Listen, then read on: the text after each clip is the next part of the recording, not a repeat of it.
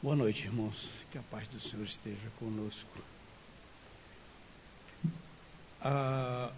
O tema do estudo de hoje é o capítulo 27 do Evangelho segundo o Espiritismo, que tem o título Pedi e Obtereis, mas o foco do estudo é a qualidade da prece. Eu vou ler o texto para que a gente possa se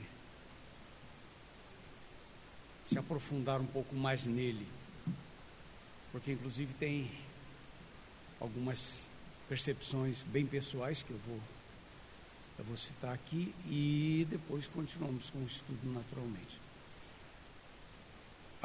Quando orardes, isso é o Evangelho, seria textos diretos de Jesus para nós.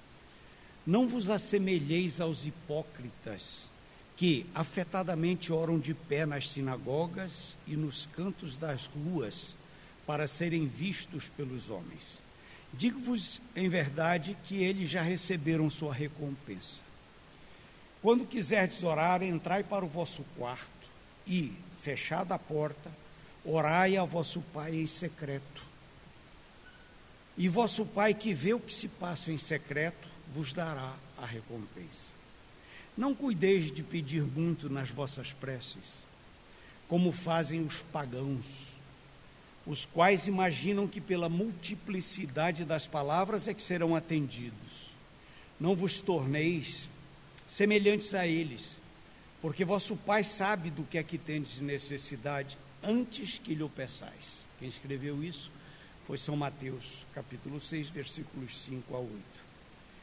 E Marcos escreveu assim: quando vos aprestardes para orar, se tiverdes qualquer coisa contra alguém, perdoai-lhe, a fim que vosso Pai que está nos céus também vos perdoe os vossos pecados. Se não perdoardes, vosso Pai que está nos céus também não vos perdoará os pecados. E também disse a seguinte parábola: há alguns que punham sua confiança em si mesmos, mesmo como sendo justos, e desprezavam os outros.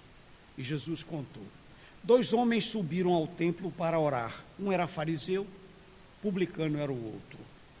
O fariseu, conservando-se de pé, orava assim consigo mesmo: meu Deus, rendo-vos graça por não ser como os outros homens, que são ladrões, injustos e adúlteros, nem mesmo como esse publicano.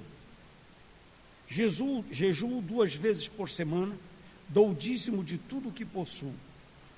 Já o publicano, ao contrário, conservando-se afastado, não ousava sequer erguer os olhos aos céus, mas batia no peito dizendo: meu Deus, tende piedade de mim, que sou um pecador. Declaro-vos que este voltou para a sua casa justificado e o outro não. Porquanto aquele que se eleva será rebaixado e aquele que se humilha será elevado.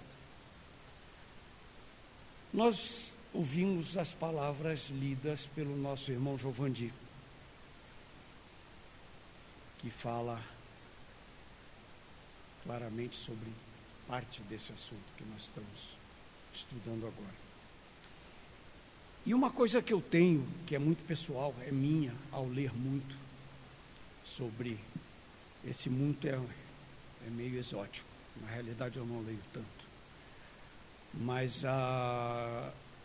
os textos da Bíblia, do Evangelho, do Velho Testamento que a gente lê, a gente vai aprendendo muita coisa, principalmente aquilo que o Espiritismo nos mostra nos seus livros, nos seus compêndios, que é a imagem de Jesus como o amor personificado, o respeito, a complacência, o irmão maior que nos abraça na queda, que nos ampara, que respeita as diferenças, que perdoa a todos.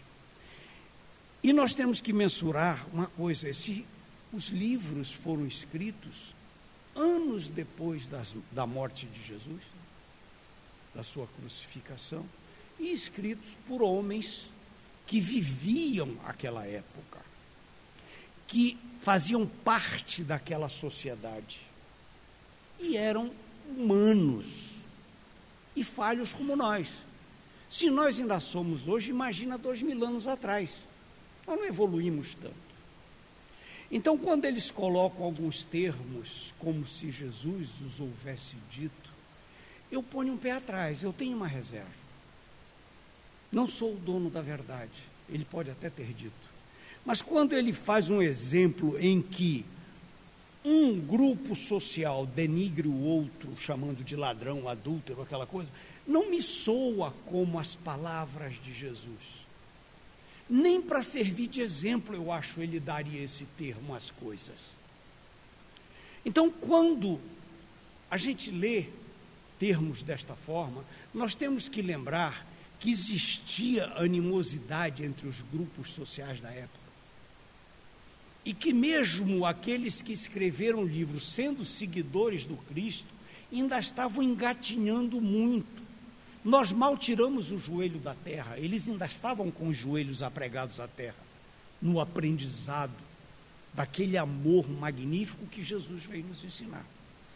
Então é só isso, é um parêntese que eu gosto de expor, porque eu sinto que o Espiritismo nos mostra Jesus como um exemplo fundamental de vida, de compreensão, de tudo aquilo que nós devemos ter dentro de nós para vivermos bem, como um grupo, como uma sociedade, como irmãos encarnados no mesmo planeta, no mesmo lugar e na mesma cadência evolutiva dentro do planeta Terra. E aí vem o estudo da noite. Jesus não se preocupou em nos mostrar a qualidade da prece nesses textos. Como é que a gente deveria orar? Para que a gente deveria orar? Como deveríamos orar? E temos outros irmãos espíritas que fizeram estudos sobre o assunto, como Leonardo Pereira, que estudou muitos livros, o Evangelho segundo o Espiritismo, o Livro dos Espíritos e por aí foi, muitos livros de Kardec, de Chico, do Chico Xavier, e eu peguei e pensei muitas coisas dele para a gente estudar de hoje. Mas Jesus começa o texto dizendo que a gente tem que se afastar do burburinho, ir orar em secreto. Em secreto significa nos trancarmos, nos isolarmos, para podermos acessar a energia divina e entrar em contato com Deus. Mas a gente vê uma outra afirmativa de Marcos, que é muito importante para nós. Ele diz que antes de nós orarmos, nós devemos limpar os nossos corações de qualquer desavença. Ele diz que se nós tivermos alguma coisa com alguém, devemos primeiro perdoar aquele alguém, para depois orarmos a Deus. Imaginem bem, nós temos um exemplo vivo aqui, que é o nosso problema de água. A nossa CAESB, que fornece água para nós, está fazendo um racionamento e ela desliga a água. No dia seguinte, quando eles ligam a água 24 horas depois, aquela tubulação vem suja. A água vem com mau cheiro, vem com mau gosto.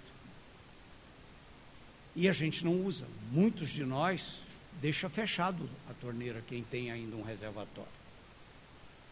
Só no terceiro dia que a gente abre, que aí a água vem limpa.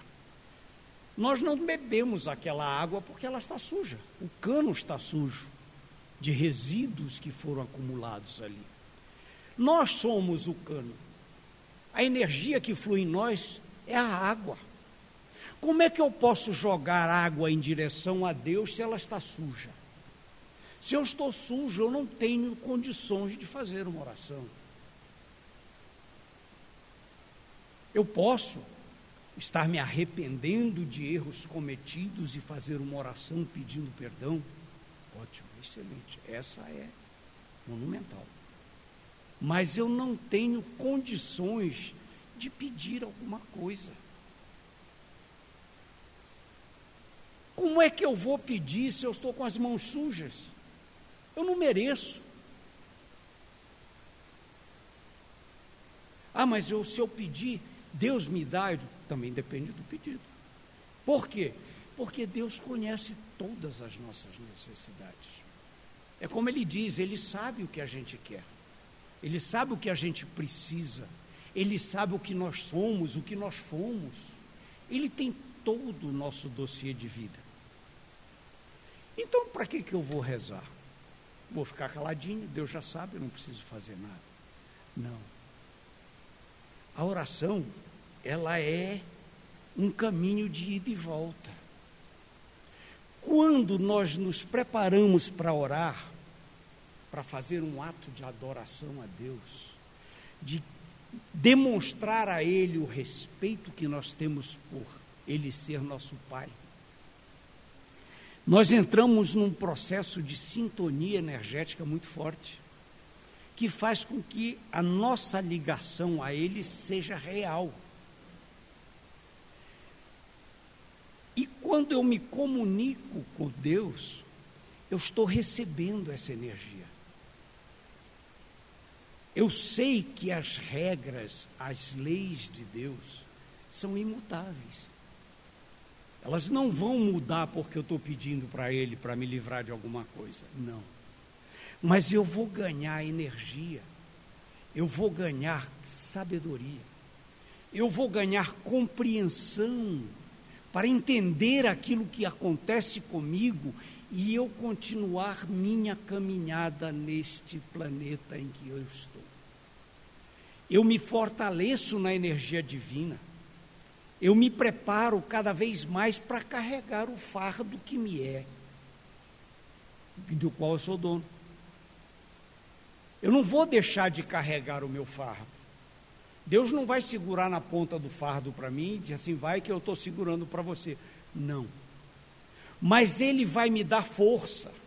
É como se eu fizesse uma malhação na academia e de repente, quando eu só entrei lá, eu carregava um pezinho de 5 quilos, hoje eu estou carregando um de 20, fica muito mais fácil eu carregar o de 5.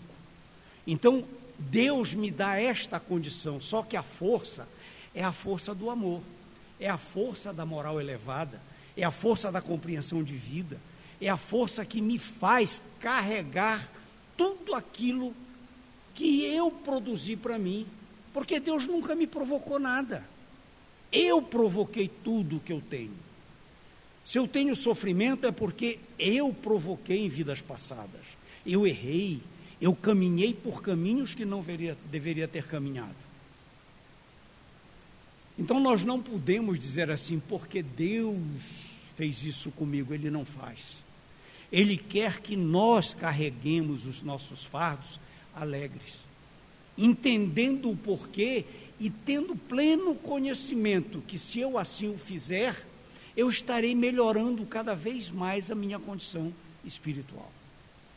Eu estarei cada vez mais me aproximando da luz divina, do caminho que é o caminho para todos nós espíritos. É a vida do espírito que se produz em mim através do processo da oração.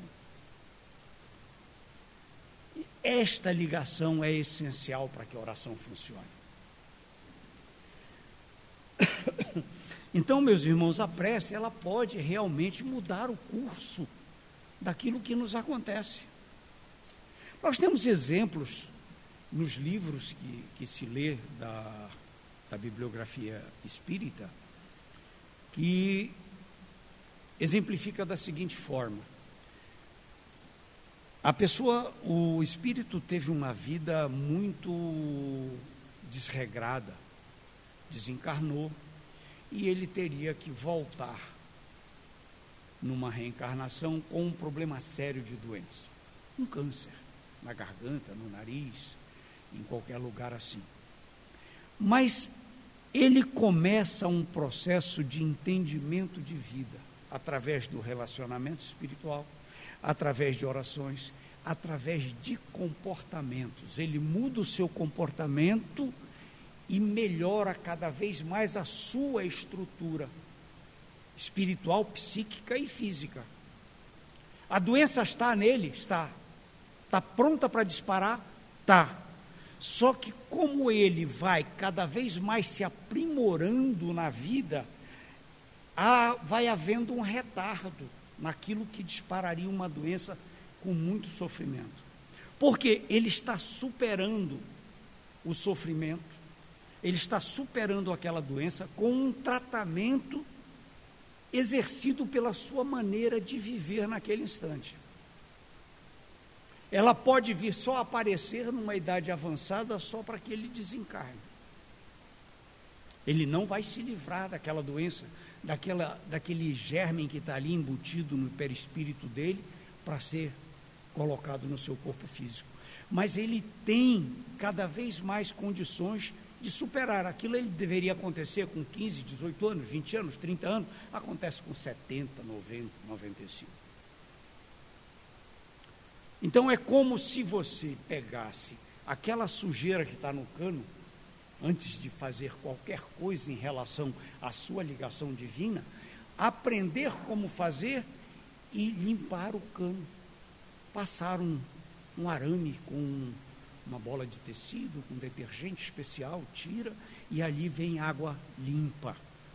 Você se purifica com o entendimento, com o aprendizado, com a leitura, com a participação melhor na família, com o respeito por todos aqueles que convivem com você. E aí você vai melhorando cada vez mais a sua condição, tanto espiritual quanto física. Então, a oração, ela produz isso na gente.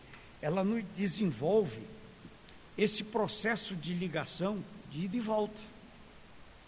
Eu converso com Deus e obtenho uma resposta. Ele não vai aparecer na minha frente, ele não vai me mandar recados pelo ouvido de jeito nenhum. Mas essa energização positiva é o retorno que Deus nos dá.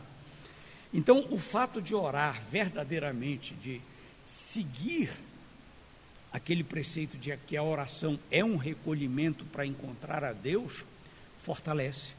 Ela renova, ela fortifica a gente de uma forma muito, muito forte e constante.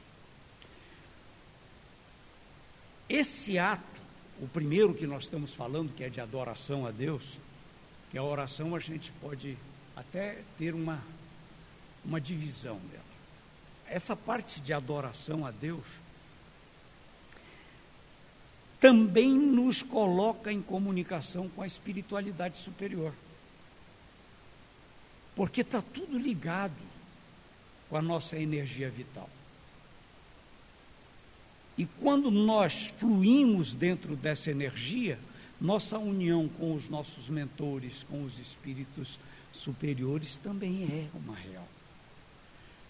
Quando nós simplesmente os chamamos de bons espíritos, ou santos, ou anjos, nós estamos falando exatamente desses irmãos que já alcançaram uma iluminação maior no espírito.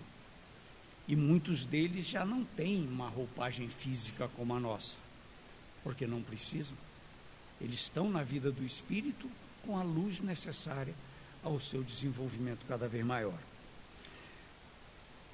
Outro tipo de oração, nós vamos pesquisar vários deles, é a oração que se faz pedindo por outra pessoa.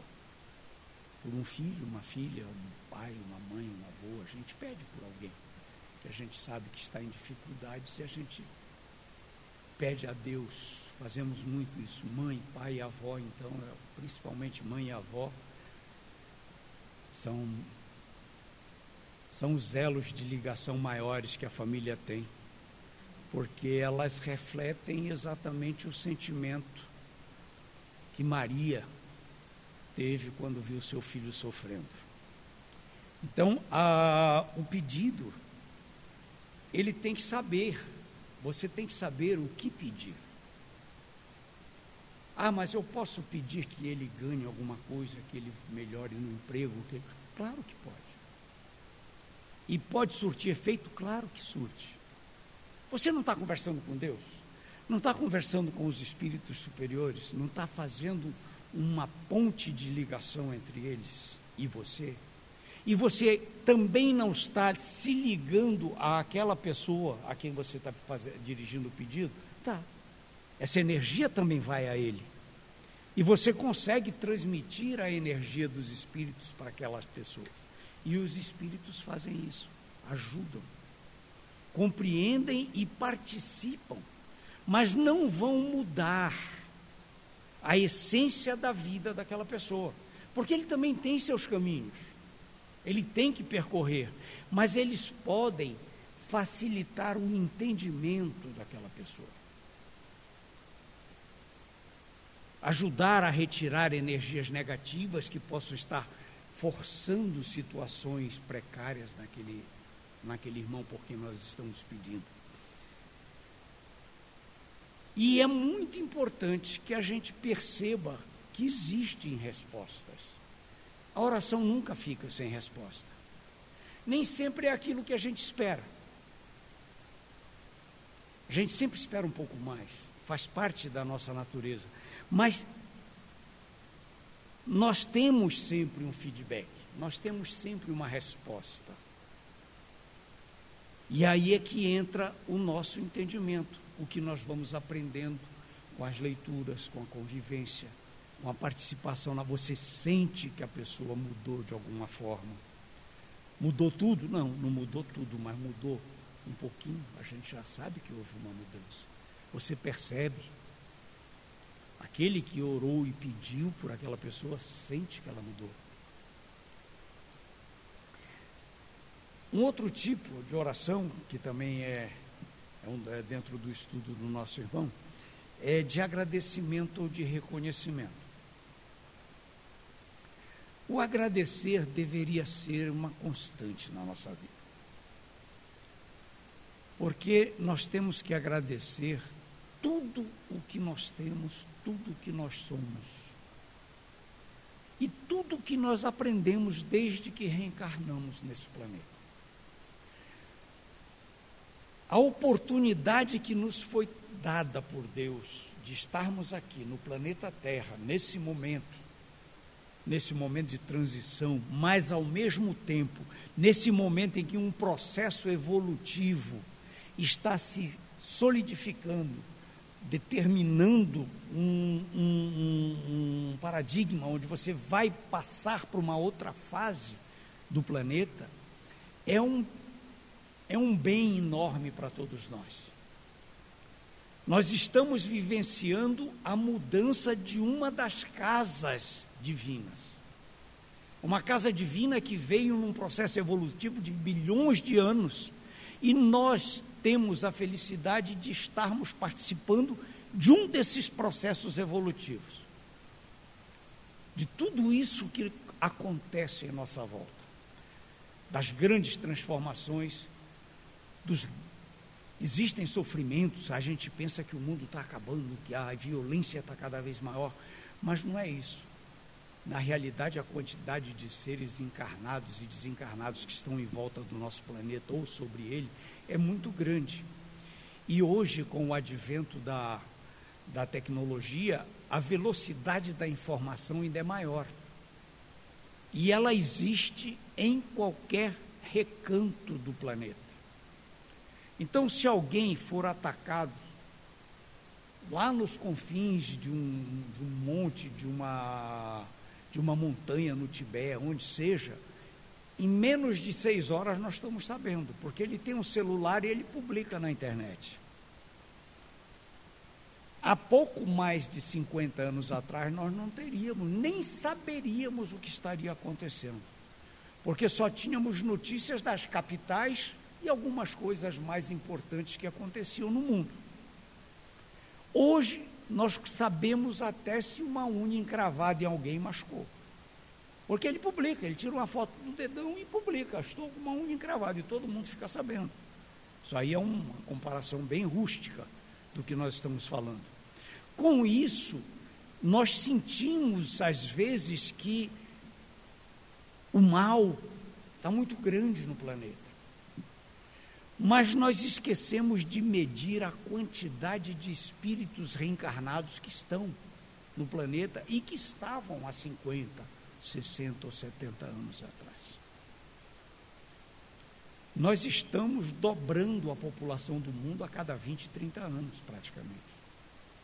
E antigamente era muito mais lento. Nós tínhamos menos pessoas, nasciam menos crianças. A cada vez que tem mais pessoas, mais espíritos encarnados, é mais rápido o nascimento das crianças, de espíritos que reencarnam. Então a quantidade é muito maior. E isso impacta na nossa visão, na nossa audição, naquilo que nós vemos na televisão e na internet. Então nós devemos sempre agradecer a Deus.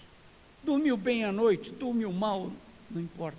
Acordou, agradeça por aquela noite que você teve e pelo dia que vai começar. Porque é mais uma oportunidade que você vai ter de praticar os ensinamentos do Cristo. Você não desencarnou dormindo, você continua reencarnado, está pronto para isso, recebeu informações, você leu um livro que te colocou numa posição de entendimento, então agradeça a Deus. Chegou a noite, vai dormir, agradeça pelo dia que teve. Santo Agostinho dizia que a gente devia fazer uma retrospectiva todo dia à noite.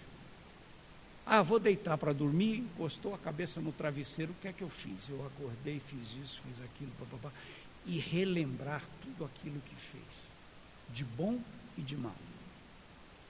Com isso você ia medindo a sua capacidade de melhorar, de sempre procurar tirar da sua existência as partes em que você faz o mal, parando de fazer o mal. Pensar mal de alguém, falar mal de alguém, fazer alguma bobagem dessa, agredir alguém no trânsito, verbalmente, ficar com raiva de alguém porque ele passou com um carro na sua frente, alguém subiu no ônibus apressado, pisou no seu pé, você ficou. Isso é pensar mal, isso é desequilibrar. E a gente tem que rezar sempre, agradecendo a Deus, porque nós temos uma coisa muito, muito importante em nós: vida. Um corpo que protege o nosso espírito, que passa por todas as nuances da vida na carne, nos dando a chance de entender o que se passa conosco e o que vai acontecer quando esse corpo parar de funcionar e apodrecer. Nós temos que agradecer por isso, porque é a essência do conhecimento do nosso espírito, é a evolução, é aquilo que nós fazemos para melhorar cada vez mais. Então agradecer é parte de tudo aquilo que nós fazemos e somos. Tem que ser feito desta forma.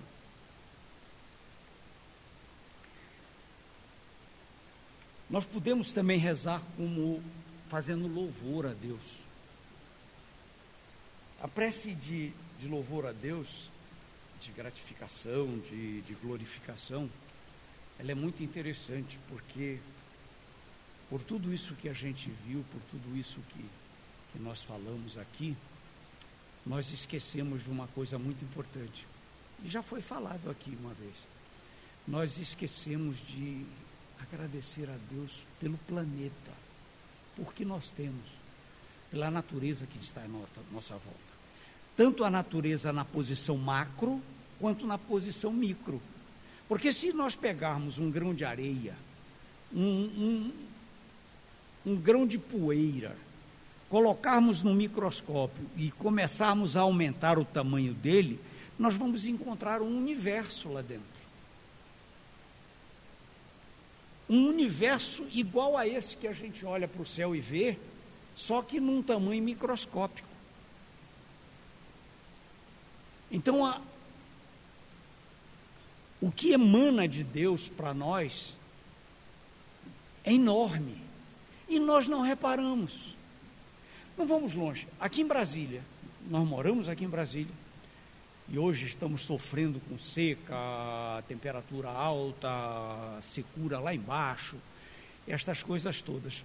Mas a gente repara esporadicamente numa beleza natural que nos é colocado aqui. E que é uma criação divina tão bonita, e nós só vemos porque pessoas tiram foto, colocam na internet, o jornal faz promoção, quem fotografa o mais bonito, essa coisa toda, que são os IPs que nós temos. Eles começam com o IP vermelho. Logo depois que acabam as chuvas, começa a aparecer. Aí brotam aquelas árvores frondosas com aquelas flores todas vermelhas, fica um vermelho lindo. A gente passa, depois de 2, 3 dias, se acostuma e não olha mais. E elas salpicam Brasília inteira com a sua cor. Quem pintou aquilo? Aí, de repente, aquilo tudo seca, cai, fica aquele tapete vermelho no chão, lindo de morrer. Aí a gente diz assim, acabou. Não acabou. De repente brota. Você sai de manhã e tem aquele monte de árvores amarelas na sua frente, com aquelas flores amarelas lindas, e a gente não se dá conta.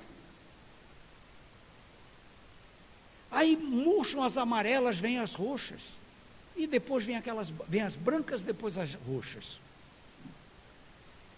Isso é uma coisa que foi nos mostrado de como Deus conseguiu programar toda aquela estrutura vegetal para embelezar a nossa vista, a nossa vida, de olhar com uma imensidão, com muito verde ou muita secura, e de repente ver brotar alguma coisa que nos mostra que está tudo vivo, que ali pulsa a vida, pulsa a energia divina. E eu vou no meu carro, eu vou no ônibus, eu vou na condução, eu vou caminhando e nem dou bola para aquilo. Nós passamos meses e meses aqui, a grama das ruas seca, fica aquele negócio amarelo, quase queimado. Aí de repente cai uma chuva forte à noite, quando você sai de manhã, no meio da grama está brotando aquele monte de pedacinhos verdes, lindos, mostrando que aquilo ali não estava morto, estava vivo, só esperando o alimento vindo da natureza. Como nós esperamos o alimento do Espírito? Nós também secamos em alguns momentos, nós também produzimos em nós esses efeitos, a gente perde as folhas, pelo nosso próprio desequilíbrio. E quando nós conseguimos olhar para cima e receber as benesses divinas, nós voltamos a ter as nossas folhas, a nossa roupagem, a nossa fortaleza espiritual. Então, meus irmãos, podemos dizer assim, e a importância da prece só pela prece, sem eu pensar em louvar, sem eu pensar em pedir, sem eu pensar em agradecer, só fazer uma prece. É tão forte quanto qualquer uma das outras. Você sentar num local onde você tenha uma paz maior, pode ser debaixo de uma árvore dessas que estão floridas, você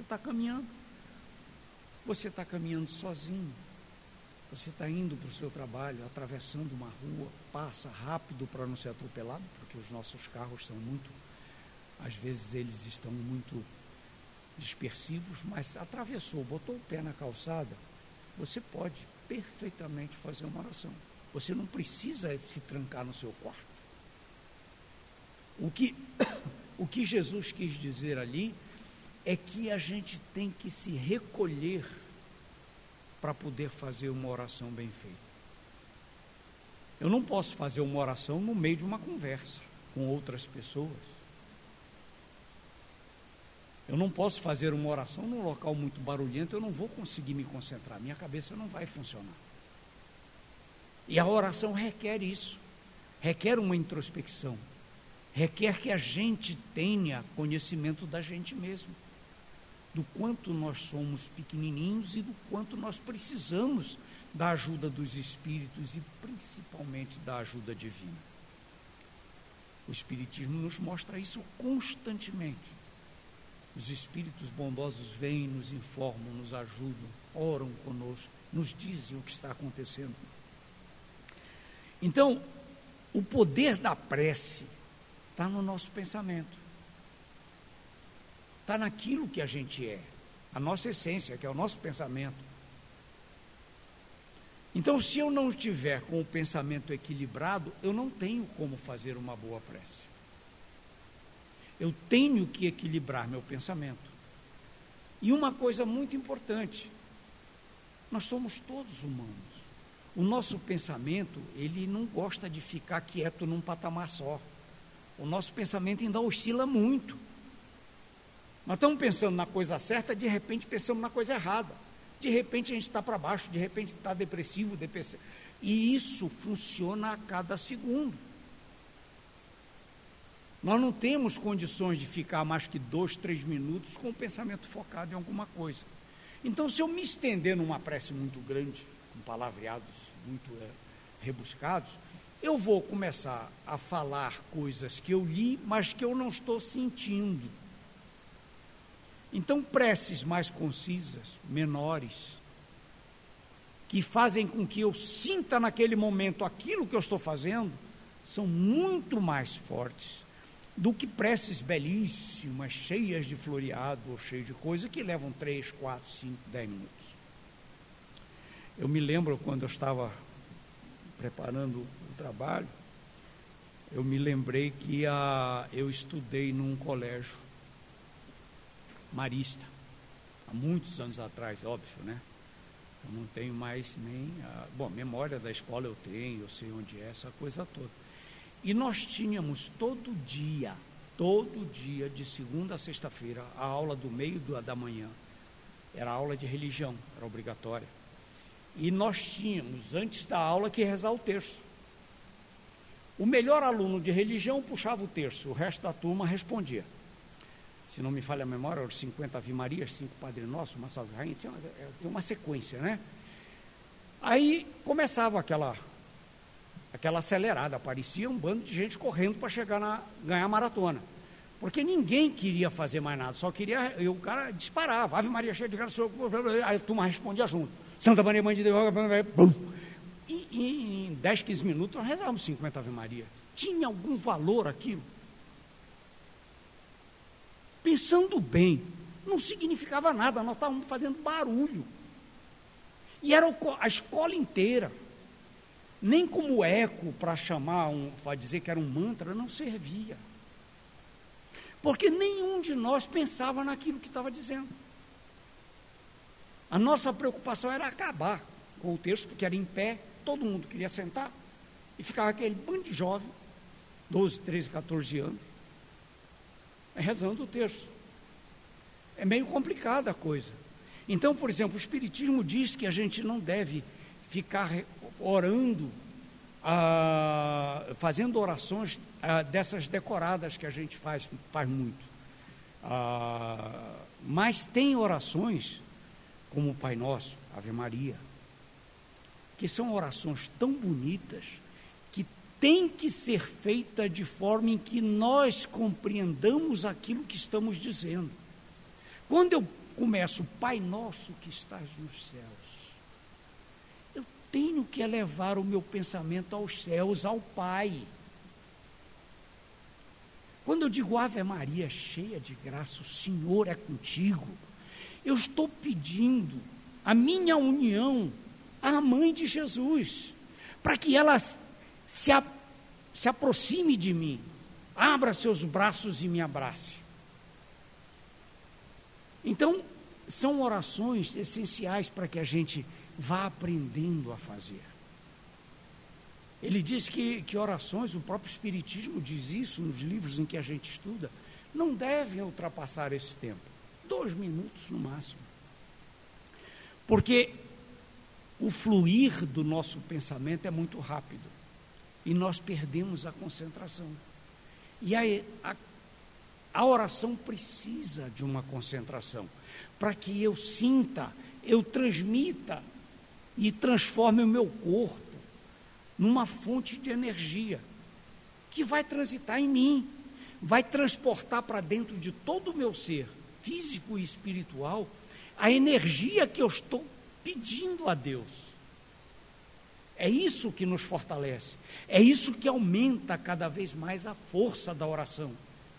O poder da oração está nisso, na nossa cabeça, no nosso sentimento, naquilo que nós expomos a Deus, que primeiro transita em nós. Primeiro faz com que eu me sinta fortalecido, e essa força permanece. E quando eu parto para viver a minha vida fora da minha casa, no trabalho, onde seja, eu estou preparado a raciocinar, a pensar, dentro de tudo aquilo que me foi mostrado por Cristo, no respeito, na compreensão que eu tenho que ter, de barrar em mim a agressividade, de barrar em mim o desdém, de barrar em mim a inveja, o egoísmo, o orgulho, tudo aquilo que nos leva ao sofrimento. Então, meus irmãos, a prece é o escudo que nos protege e é a arma que nos defende. Se nós soubermos manipular isso como bons cristãos, nós seremos guerreiros da luz imbatíveis. Nada ofuscará a nossa vida, nada nos transformará em pessoas completamente sofredoras e derrotadas. Nós seremos sempre os filhos de Deus que estão no caminho da luz para chegar até o lado dele, não importa quanto tempo leve. Que Deus esteja conosco, que nós consigamos sempre um pensamento positivo para as nossas orações.